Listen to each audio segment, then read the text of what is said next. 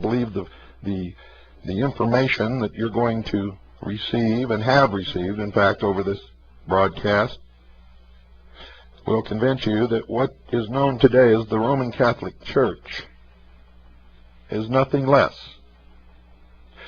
than the old Roman Empire transformed, and the old Roman pantheon of gods became the pantheon of saints. And the Christian, who began as a saint equal with all of his brothers and sisters, became a lowly peon once again. The title of saint was stripped from him and from her, and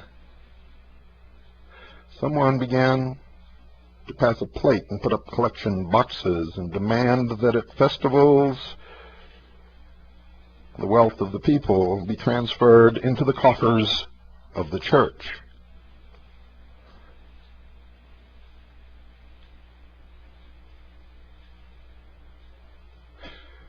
Now, I don't doubt that there are many fine, sincere, and devout Catholics. In fact, I know there are.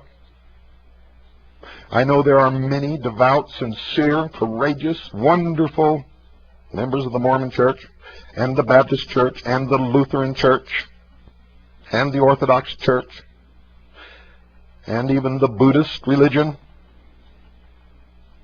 and Hinduism. I've met these people all over the world. We have all, ladies and gentlemen, been deceived throughout our lives by the secular and the religious priesthood, and in many cases they are the same. They are now engaged in a grand plan to bring about a new world order. The mystery schools, who try to keep the mysteries pure, want to rule the world through a council of elders with a puppet charismatic religious and political leader upon the throne of the world. And the Vatican wants the Pope to sit upon the throne of the world and rule without the council of elders. You see, they are all united in the efforts to bring about world government. The only point of contention is who is going to rule. And we're the odd card, the joker in the deck. For if we want to, we could decide that neither one of them will rule, and we could determine the outcome of this battle. And we could reinstitute the real church again upon this earth as it was when Jesus taught it. He did not teach us to war against our neighbor. He did not teach us to condemn or judge our neighbor. In fact, the commandment was, "Judge not, lest ye shall be judged."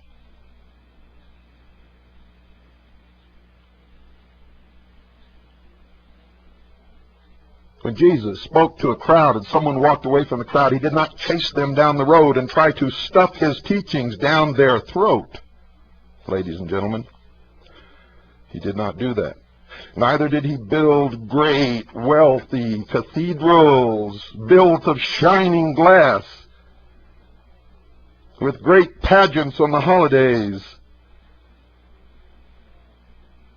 and big-name stars to come and sing and perform in these pageants, where a homeless person or a poor, unemployed man with dirty clothes would be turned away from the door. Jesus Christ would have been the first one who welcomed that person into the church.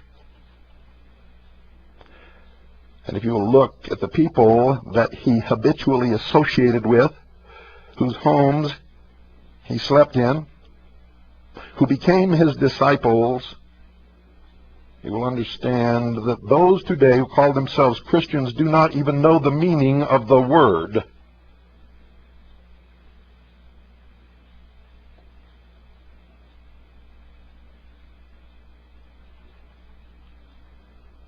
do not even know the meaning of the word.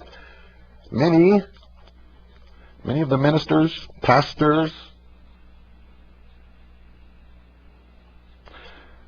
who stand at our pulpits across this nation and preach the Word of God on Sunday,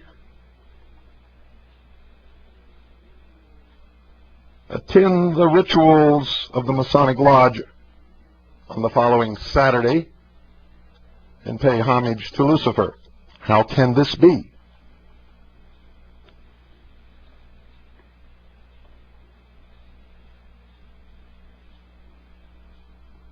How can this be?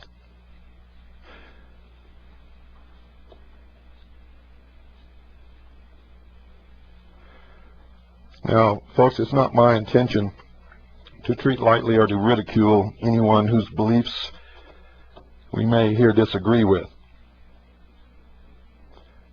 I will be the first one to stand by your side and protect your right to worship at the altar of your choice anytime anyone threatens to take that away from you. Whether I agree with your method of worship, or your church, or your altar.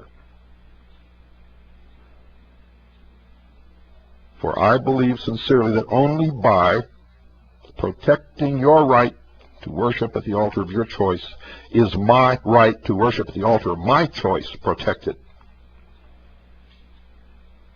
Only by allowing you to speak what you wish to speak is my right to speak what I must speak protected.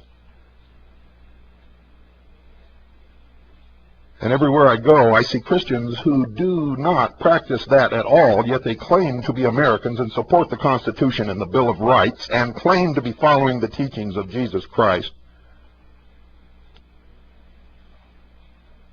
And they are not. They are false Christians.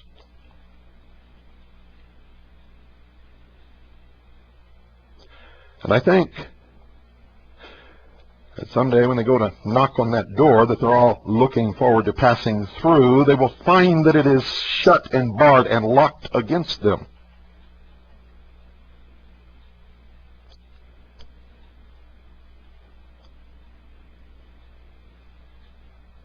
I hope that this program tonight inspires people, regardless of their church affiliation, to forsake all the stupid dogma and silly interpretations and the fractures that have created thousands of different divisions of what is supposed to be one church across this nation.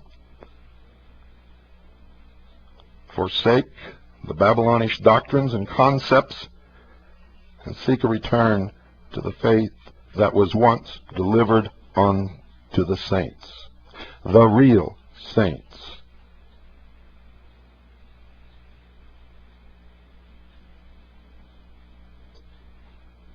Not, ladies and gentlemen, the Roman pantheon of gods.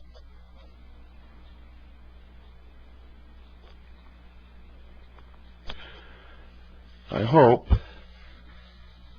tomorrow night to be able to bring the guest who was supposed to be on tonight. He may have called later because the phone was ringing, but once I get into something, I carry it through to the finish. I cannot start something and leave it in the middle.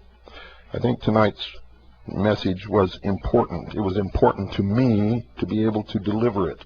This is not a religious program, folks. It's about lies and deception. It's about the truth. And the truth is, very few people know the truth or practice the truth. Most so-called Christians spend most of their life calling Jesus Christ a liar. They've so twisted his teachings, his simple teachings. They've so turned around everything that is said. They so reach out to find verses in the Bible